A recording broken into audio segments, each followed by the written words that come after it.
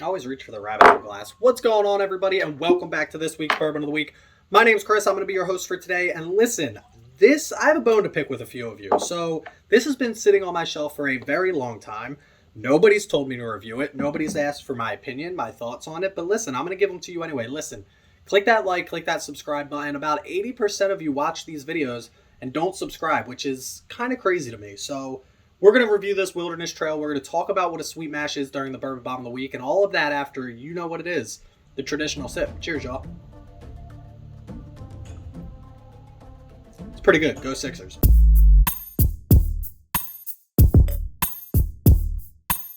I say go Sixers, by the way, because the Sixers are playing the Suns tonight, and they're currently up 10-4, and let's just say I have a little bit of a bet going with them. But listen, Wilderness Trail, okay, this is a quote-unquote newer distillery. I think 2012 or 2013 is when they got their start. This is their small batch Kentucky straight bourbon whiskey, bottled and bond. Obviously, we know that makes it 100 proof. This is made from 64% corn, 24% rye, and 12% malted barley.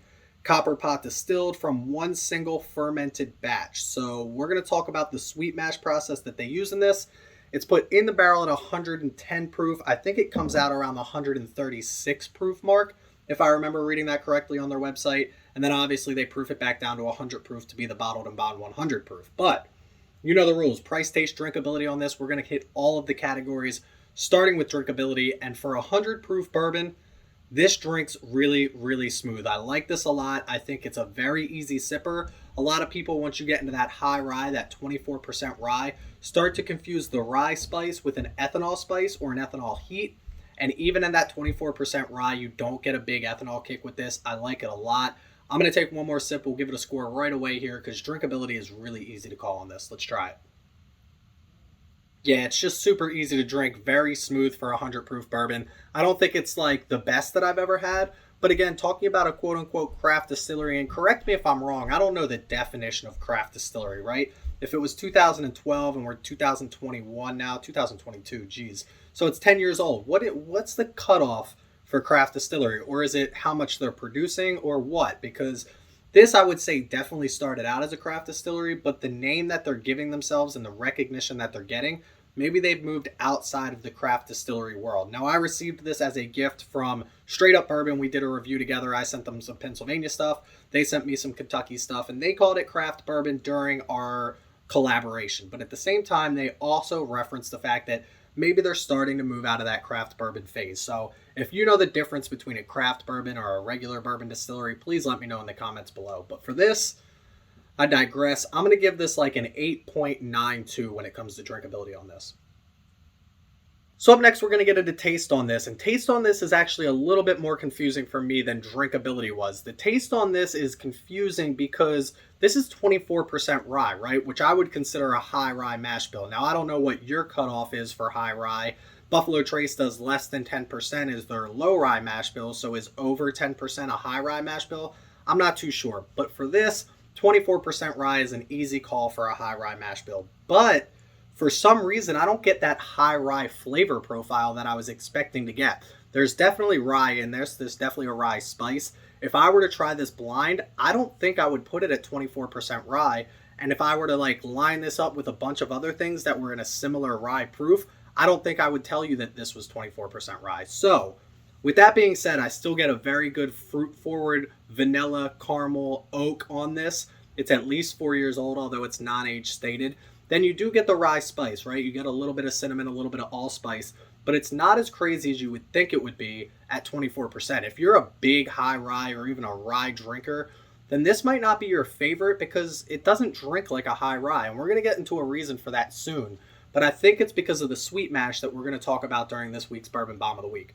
That being said, I don't hate this flavor profile at all. I think it's a very good flavor profile. I just think it's one that I wasn't expecting, right? When I went to drink this, I was expecting that high rye mash bill that I personally love, right? I'm starting to work my way more into ryes because I love that flavor profile.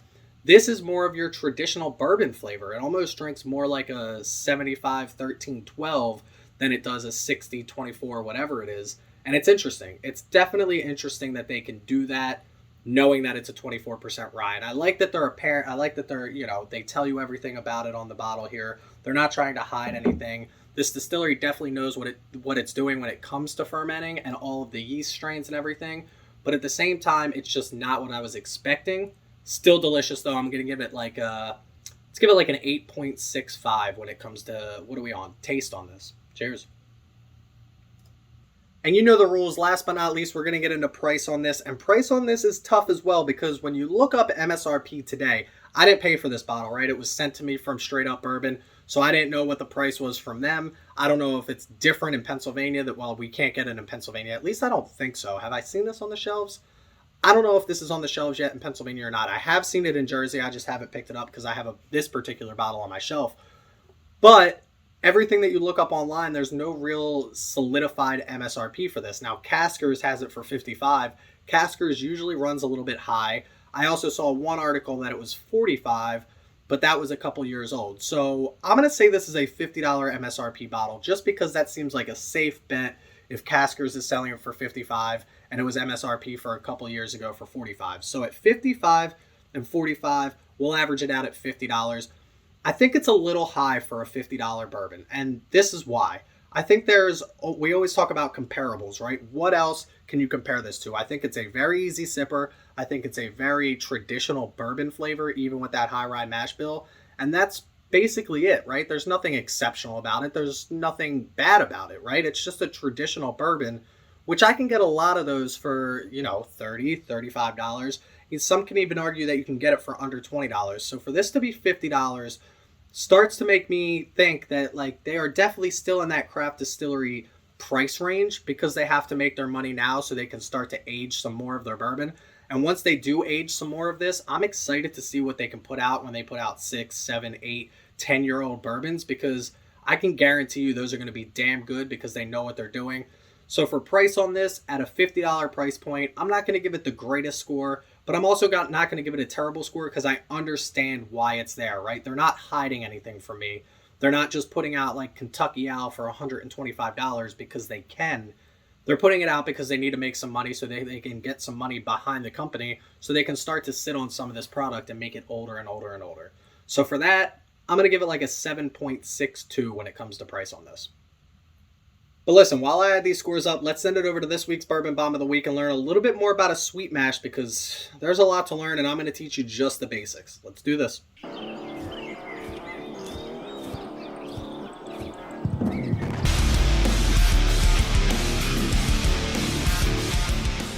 So for those of you that normally are here, you can tell I normally switch my angle up, so you're looking straight on at the bar here, get a different angle for the Bourbon Bomb of the Week. But I'm working on my lighting, I'm working on my audio, I'm working on my whole video setup, and just trying to learn a few things along the way. So we're going to keep it right here for today. But for this week's Bourbon Bomb of the Week, we're going to talk about a sweet mash. Now, a sweet mash is the opposite of a sour mash. And what's a sour mash? A sour mash is when you take 25% of the previous mash and use that in your next batch. So you do the whole process, right? You take the alcohol vapors off and you're left over with the mash. Use 25% of that on average. It can be 10%, 30%, whatever it is. On average, it's about 25% you use that for the next mash. Something like Old Number 7, right? Jack Daniels uses a sour mash. And a lot of bourbons that you have drank, a lot of whiskeys that you have drank, are probably a sour mash. Now, a sweet mash, that's a little bit different. A sweet mash doesn't use anything from the previous mash to make their new mash. And what that does is that allows them to control things called controllables. So when you make a mash, you start to use yeast, right? Yeast forms bacteria and pH levels change. And all these things happen on a scientific level that I know nothing about. But at the same time, when you start to get things called bugs or these bacterias, they can start to affect the flavors of your bourbons. Well, Wilderness Trail actually used to be owned by a company called Firm Solutions, or the same gentleman that now own Wilderness Trail owned Firm Solutions, who made their own yeast. So they know all about yeast strains, how they work, how to make different ones affect different things. And with that knowledge and that technology, they started to use that in the distilling process to create these bugs, to create these flavors that no other company can really do, which is really interesting. They actually put together an entire organization to help other distilleries learn about the sweet mash process, because it allows you to control so many more things along the way to change the flavor of a bourbon that you might have been making for 100 years, which is going to give you something new, something better, something different, which is great for the industry because a company like Jim Beam can now take a product that they've been making for so long, affect one or two little things along the way, and put out an entirely new, entirely different tasting product. So without Wilderness Trail, we're not going to see the future change to sweet mash, but with them, we just might. And I'll say hats off to them for that. So cheers, Wilderness Trail. Look forward to the future.